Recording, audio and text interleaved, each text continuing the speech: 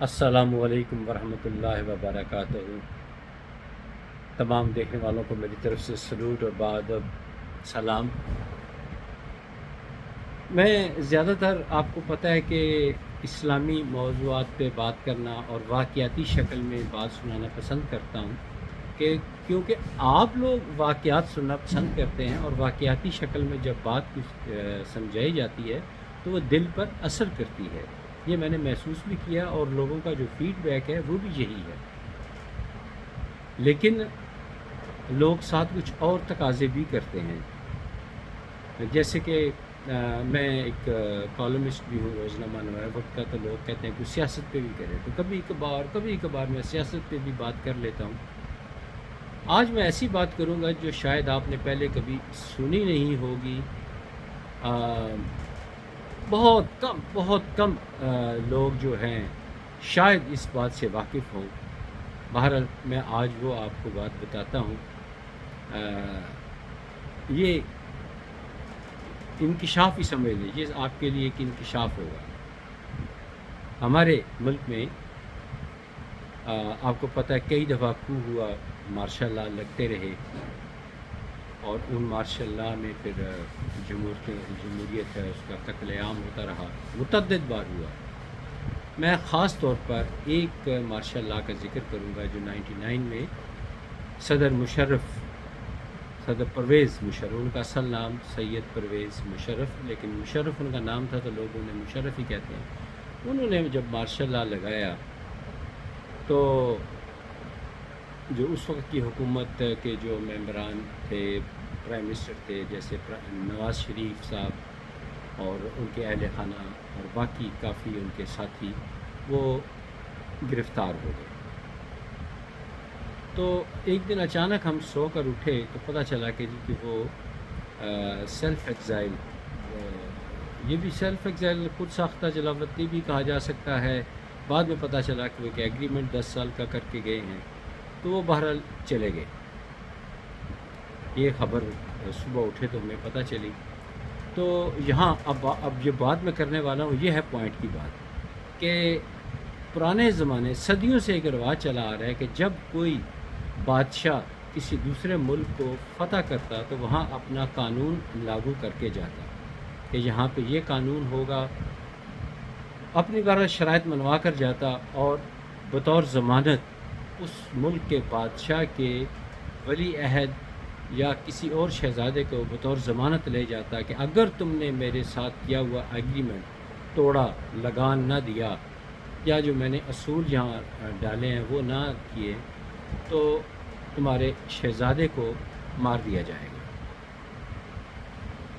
تو پرویز مشرف انہوں نے بھی یہی پالیسی اپنائی، اور حمزہ شہباز شریف جو کہ پچھلے دنوں چیف منسٹر پنجاب بھی رہے، انہوں نے قربانی دی، انہوں نے یہاں ٹھہرنے کا فیصلہ کر لیا، اور ساتھ انتہائی قابل احترام مرحومہ بیگم کلثوم نواز صاحبہ، وہ بھی ٹھہری یہاں پہ۔ کچھ عرصے کے بعد حمزہ شہباز شریف صاحب نے اپنی تائی جان سے کہا کہ میں یہاں پر موجود ہوں، آپ جائیے آرام کی زندگی گزاریں۔ یہ حمزہ شہباز شریف صاحب کی ایک قربانی تھی۔ بہرحال اب حمزہ شہباز شریف کا ایک وسیع کاروبار تھا، اس کاروبار کا نقصان ہو رہا تھا۔ ان کو فیصلہ سائیوال، لاہور، مری، کئی جگہوں پہ جانا ہوتا، لیکن وہ نہ جا پاتے، وہ صرف ٹیلی فون پہ سارا کام کرتے، جس سے ان کو کاروباری نقصانات ہو رہے تھے۔ تو ایک شخص تھے، شاید ان کا نام طارق عظیم ہے، انہوں نے انٹرمیجری کا رول ادا کیا اور ان کو اجازت لے دی کہ وہ ملک کے اندر اپنی موومنٹ جاری کر رکھ سکتے ہیں۔ بہرحال کچھ بھی ہو جائے، اپنی ماں، باپ، تایا، چچا، ان کے بغیر رہنا، اور جو چھوٹی موٹی سیاسی سرگرمیاں ان کو بھی برقرار رکھنا، کاروبار کو بھی دیکھنا، مقدمات کو بھی دیکھنا، انہوں نے بڑی قربانیاں دی۔ یہ تسلیم شدہ بات ہے، اور اور وہ اس میں کامیاب بھی رہے. یہ ایک آزمائش تھی جس میں وہ کامیاب رہے اور لوگوں نے ان کی تعریف بھی کی. تو جب میاں نواز شریف صاحب اپنے 10 سالہ ایگریمنٹ کے ختم ہونے کے بعد پاکستان واپس آئے تو میاں نواز شریف صاحب نے حمزہ شہباز شریف کو اپنے ساتھ بٹھا کر ان کا ہاتھ اٹھا کر یہ کہا کہ میری سیاست کا جانشین حمزہ شہباز شریف ہوگا. یہ ایک بہت بڑی بات تھی. پورے پاکستان کی بیوروکریسی جو تھی وہ حمزہ شہباز شریف کا بہت زیادہ ادب کرنے لگ پڑی. لیکن اب بات آپ نے غور سے سننی ہے. یہ سب بڑی معذرت اور ادب کے ساتھ، جس کا دل دکھتا ہے میں کیا کروں، میں تو سچ بول رہا ہوں. ان کے ساتھ ایک سازش ہو رہی تھی. حمزہ شہباز شریف اس چیز سے غافل تھے.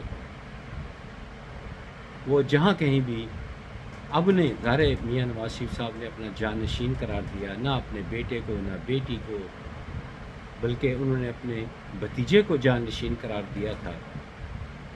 تو ان کی پاپولیرٹی یکدم بہت اوپر چلی گئی. حمزہ شہباز شریف انہوں نے بھی آزادانہ اپنے جلسے جلوس شروع کر دیے. جلسے جلوس سے مراد ہے کہ کارنر میٹنگز ہو گئی، پریس کانفرنس ہو گئی، مختلف تقریبات میں شرکت کرنی شروع کر دی. جہاں بھی وہ کسی تقریب میں شرکت کے لیے جاتے تو ایک خاتون، عائشہ نامی ایک تھی خاتون، وہ بھی وہاں اس کے قریب ہی گئیں. میں مثال دیتا ہوں کہ جو ہیں اپنے حمزہ شہباز شریف مال روڈ کے کہیں آس پاس کس جگہ پہ کوئی گیدرنگ کر رہے ہیں تو ہوٹل فلیٹیز میں وہ عائشہ نامی خاتون جو ہے وہ بھی اپنی گیدرنگ وہاں رکھ لیتی. اور تمام میڈیا کی گاڑیاں جن کو DSNG بولتے ہیں وہ وہاں کوریج دینے کے لیے وہ چلے جاتے عائشہ کے لیے، اور حمزہ کی کوریج نہ آتی. اب سمجھ گئے ہوں گے کہ یہ چال کس نے چلی کہ حمزہ کی مقبولیت نہ بڑھے. وہ دکھاوے کے لیے ان کا ہاتھ اٹھایا تھا. اب ہم جہاں بھی جاتے وہ خاتون حمزہ شہباز شریف صاحب کو بدنام کرتی، ان پہ الزامات لگاتی. تنگ آ کر حمزہ شہباز شریف صاحب نے اپنی تمام مصروفیات چھوڑ دی. انہوں نے کارنر میٹنگز، پریس کانفرنسز یہ سب چھوڑ دی. یہ بہت بڑی قربانی انہوں نے پھر دی. اور جب ان کے والد صاحب وزیر اعلیٰ پنجاب تھے پھر وہ کچھ ایکٹیو رہے، لیکن وہ خاص عہدہ ان کے پاس کوئی نہیں تھا. MP ضرور تھے اور بیوروکریسی ان کے ساتھ بھرپور تعاون کرتی، ان کی ہر بات مانتی. لیکن چیف منسٹر ایک بہت بڑا عہدہ ہوتا ہے. بڑے دیر سے ان کی خواہش تھی اور آخرکار ایسا ہوا کہ وہ چیف منسٹر پنجاب الیکٹ ہو گئے. جیسے بھی ہوئے الیکٹ ہو گئے، نوٹیفیکیشن ہو گیا. لیکن میری بات کو آپ سمجھ جائیں گے کہ لوگ کہتے ہیں کہ ان کے خلاف PTI، میں سیاسی زیادہ بات نہیں کرنا چاہتا، کہ انہوں نے سازش کی اور حمزہ شہباز شریف کو ہٹا دیا. میرا جو صحافتی تجربہ یہی کہتا ہے کہ ان کے خلاف سازش گھر سے ہوئی، گھر سے سازش ہوئی. پھر کہتا ہوں گھر سے سازش ہوئی اور ان کو اپنی چیف منسٹری سے ہاتھ دھونا پڑا. ان کا خواب ایک بار پھر چکنا چور ہو گیا. یہ ہے کہانی حمزہ شہباز شریف اور ان کی قربانیوں کی. ان کی قربانیوں کا ان کو ثمر نہیں ملا، وہ پریشان حال ہی رہے. بہرحال تھوڑی سی وہ اپنی ایکٹیویٹیز مغرب کی نماز کے بعد بھی شروع کر لیں تو بھی بڑی اچھی بات ہوگی. ہم ملک میں سیاسی استحکام چاہتے ہیں، امن چاہتے ہیں. سیاسی استحکام ہوگا تو ہمارا ملک اکنامک وائز بھی اسٹرانگ ہوگا. ہم نہیں چاہتے کہ ہمارے ملک میں عراق یا سری لنکا والے حالات ہوں۔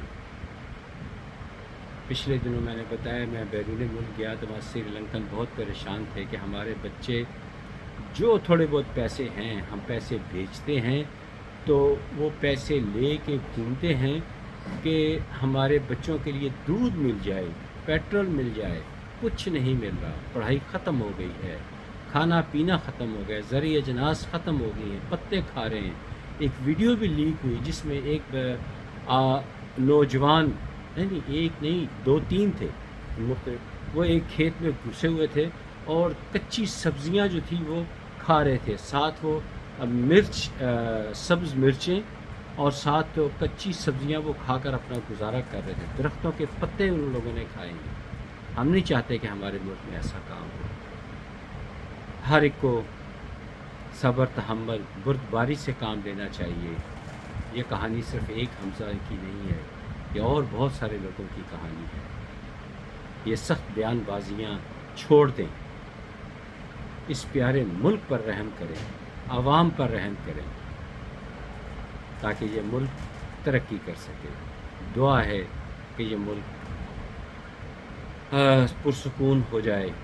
ایک بات میں اللہ کے بھروسے پہ کہتا ہوں کہ پاکستان کے دشمن تباہ و برباد ہو جائیں گے اور پاکستان قائم رہے گا تا قیامت رہے گا انشاءاللہ تعالی۔